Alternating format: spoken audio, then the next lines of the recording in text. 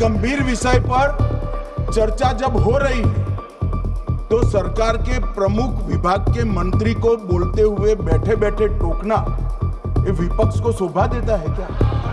मान्यवर, आपने बिल्कुल उनको आग्रह से कहना चाहिए, वरना हम भी हमारे मेंबर को बाद में समझा नहीं पाएंगे। That attack took place and was foiled by our armed forces, and I think the House should collectively appreciate the performance of the armed forces in foiling what was a massive attack on the 9th and 10th of May. Now, our response, which the Prime Minister promised, was delivered, and it was delivered with devastating effect. I don't have to say anything. Every member has seen satellite pictures of Pakistani airfields. You can see from the state of those airfields, which shown by the pictures, what was our answer. Now, on the 10th of May, we received phone calls sharing the impression of other countries that Pakistan was ready to cease the fighting.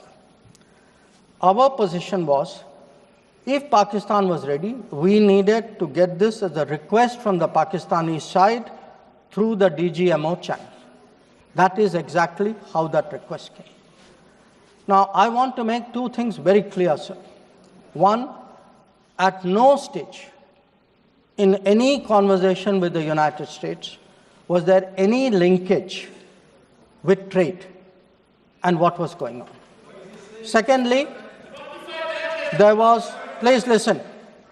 Secondly, there was no call between the Prime Minister and President Trump from the 22nd of April, when President Trump called up to convey his sympathy, and the 17th of June, when he called up Prime Minister in Canada to explain why he could not meet. So I would again, मैं इसको दोहराता हूँ, 22 अप्रैल से 17 जून तक। माननीय अध्यक्ष जी, मेरी एक बात की आपत्ति है, भारत देश का शपथ लिया हुआ विदेश मंत्री यहाँ स्टेटमेंट कर रहा है, उस पर भरोसा नहीं है, उनको किसी और देश पर भरोसा है। मैं समझ सकता हूं उनकी पार्टी में विदेश का महत्व क्या है, मगर इसका मतलब ये तो नहीं है पार्टी की सारी चीजें यहाँ सदन में आकर थोपे।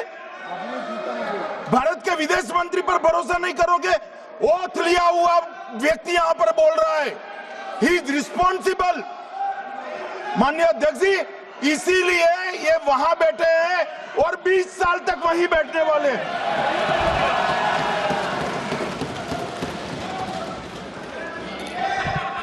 Honorable Speaker, sir, in the course of the debate today, some points were made by members of the opposition. I would like to respond to some of them. We were asked, why did you stop at this time? Why did you not go further? Please see who's asking this question. This question is being asked by people who, after 26/11, felt that the best action was inaction. Now, I would like, sir, to read out, because one member said, nowadays BJP members like reading from books. You get the truth in books. Sometimes you don't like what we read in books. So let me read out, sir, two excerpts from a book by the National Security Advisor of the UPA government. After 26/11, a chapter, this is a book called Choices. He says, on sober reflection and in hindsight, I now believe the decision not to retaliate militarily, but to concentrate on diplomatic, covert and other means was the right one for that time and place. This is what he says. But did he even do that?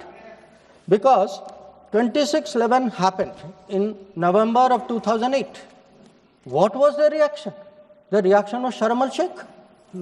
Was that diplomatic? Was it covert? Was it military? Now, what did Sharm el-Sheikh do?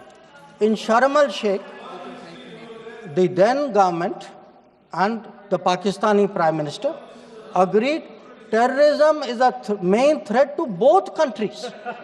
Now, today, sir, people are saying, you know, America is hyphenating you, Russia is hyphenating you. That is what I heard Deepinder Huda ji say. Hello, you are hyphenating yourself. I mean, you did not need a foreign country to say, please link India to Pakistan. Your own government was saying, you know, India and terrorism is a main threat to both countries. And then they said, terrorism should not be linked to the composite dialogue.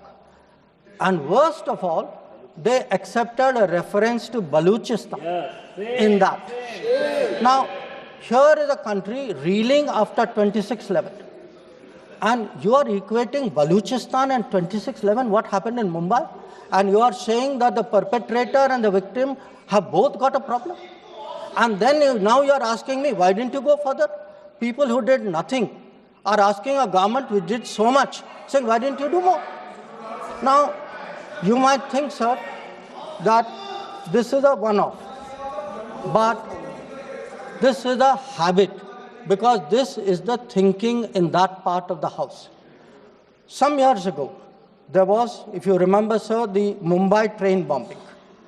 The Mumbai train bombing happened in July of 2006.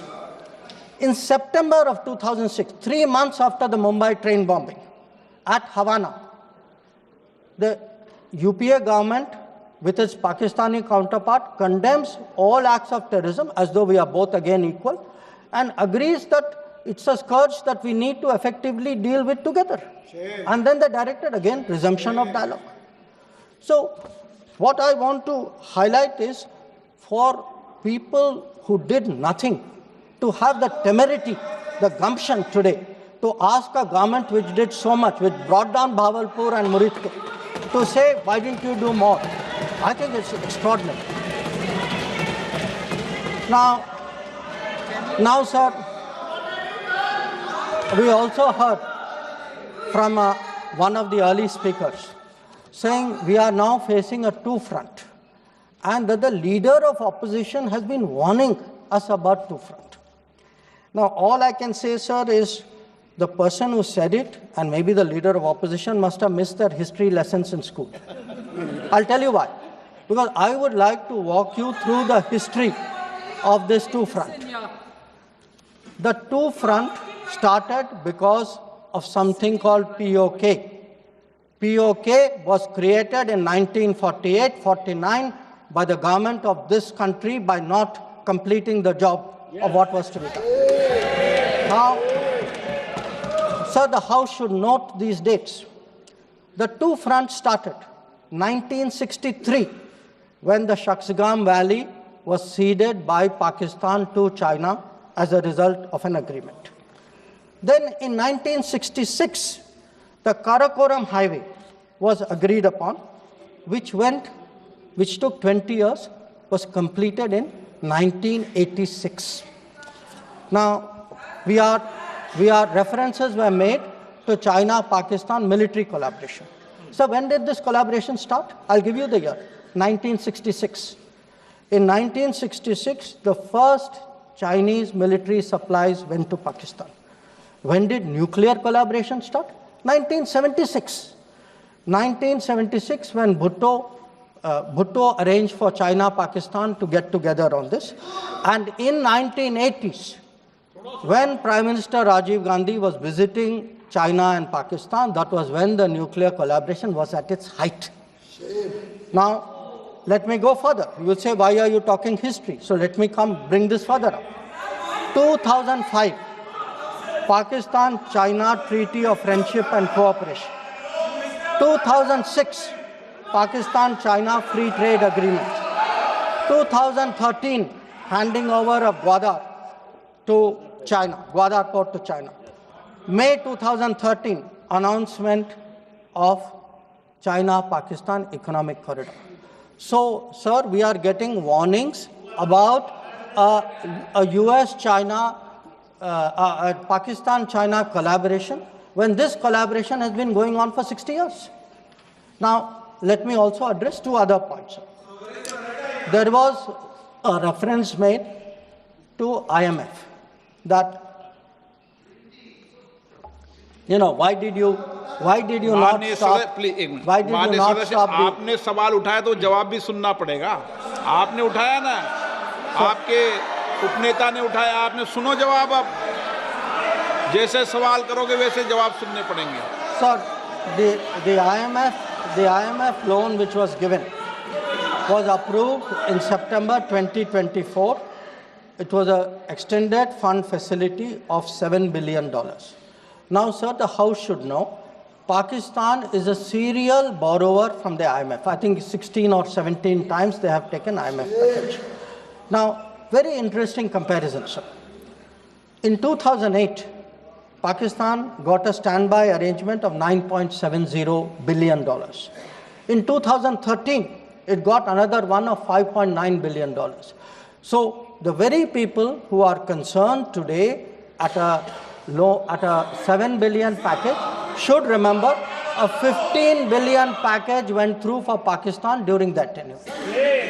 Now, reference was made, sir, to FATF. I want to say the longest period that Pakistan has been under FATF grey list has been under the tenure of the Modi government. During the Modi government, from 2018 to 2022, 1,576 days, Pakistan was in the grey list. Yes, they were in the grey list earlier also. I am not denying that. It was for a shorter period. But I again want the House to appreciate that the FATF meeting in May 2025 has kept Pakistan in the enhanced follow-up category, recognizing that the compliance of Pakistan is only partial. Now, sir, so much for Pakistan. Some members also raised issues pertaining to China. So I would like to spend a few minutes on that.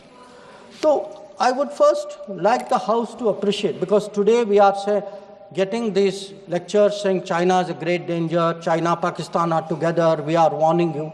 So what does the Congress party really think about China? Don't go by what they say. Let us see what they did.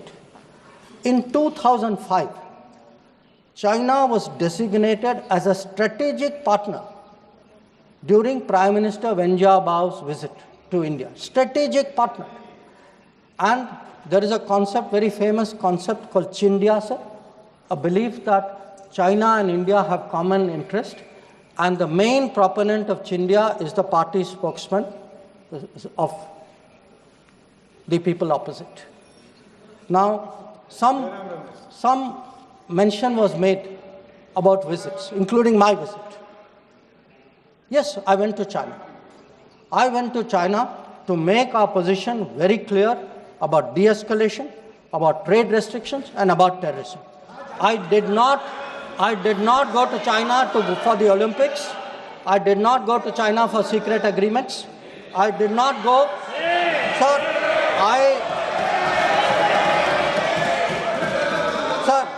Sir, the House should know that people were watching Olympics when China was issuing stapled visas for people from Arunachal Pradesh and Jammu and Kashmir. This is the reality of China. Now,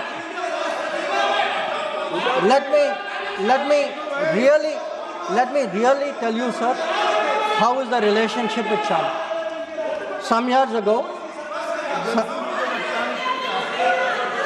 विदेश मंत्री जी को संरक्षण देना चाहिए. उनके speaker जब बोल रहे थे, हम पूरे धैर्य से सुने. मैं बताऊंगा कितनी असत्य बातें बोली गई कल, परंतु फिर भी असत्य को भी हम हलाहल समझकर पी गए. अब ये सत्य भी नहीं सुन पाते हैं. माननीय अध्यक्ष जी, मुझे लगता है आपको प्रोटेक्शन देना चाहिए. बैठे बैठे टोका टोकी करना सबको आता है, ऐसा नहीं है हमें नहीं आता, मगर इतने गंभीर विषय पर चर्चा जब हो रही है तो सरकार के प्रमुख विभाग के मंत्री को बोलते हुए बैठे बैठे टोकना ये विपक्ष को शोभा देता है क्या? मान्यवर, आपने बिल्कुल उनको आग्रह से कहना चाहिए, वरना हम भी हमारे मेंबर को बाद में समझा नहीं पाएंगे।